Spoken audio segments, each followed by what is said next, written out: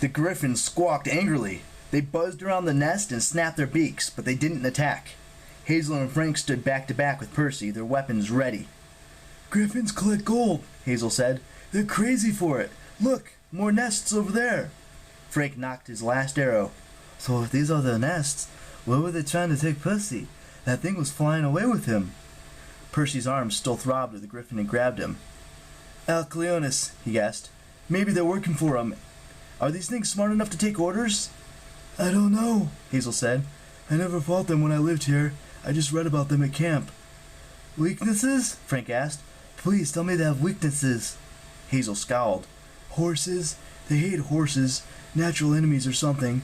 I wish Arian was here." The griffins shrieked.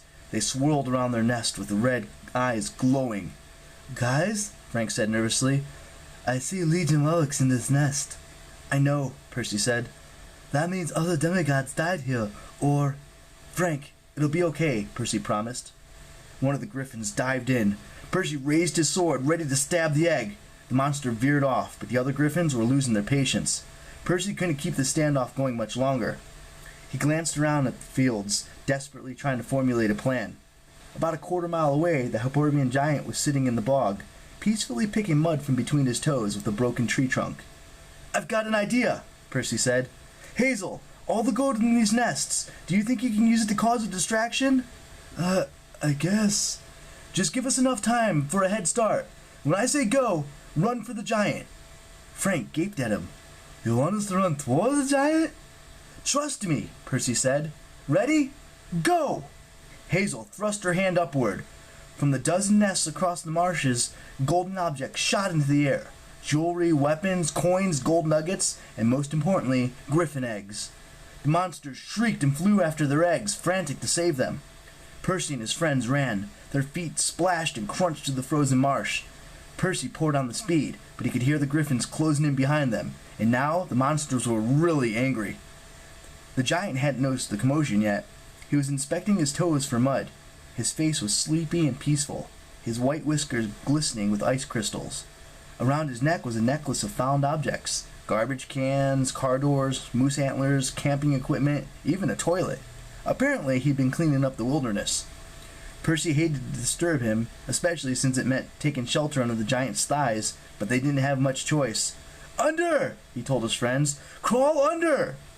They scrambled between the massive blue legs and flattened themselves in the mud, crawling as close as they could to his loincloth. Percy tried to breathe through his mouth, but it wasn't the most pleasant hiding spot. "What's the plan?" Frank hissed. "Get flattened by a blue lump?" "Lay low," Percy said. "Only move if you have to." The griffins arrived in a wave of angry beaks, talons, and wings swarming around the giant, trying to get under his legs. The giant rumbled in surprise. He shifted. Percy had to roll to avoid getting crushed by his large, hairy rear. The Hyperbian grunted, a little more agitated. He swatted at the griffins. They squawked in outrage and began pecking at his legs and hands. "The giant bellowed. He took a deep breath and blew out a wave of cold air. Even under the protection of the giant's legs, Percy could feel the temperature drop. The griffin's shrieking stopped abruptly, replaced by thunk, thunk, thunk, thunk of heavy objects hitting the ground. "Come on," Percy told his friends. "Carefully." They squirmed out from under the giant. All around them in the marsh, trees were glazed with frost.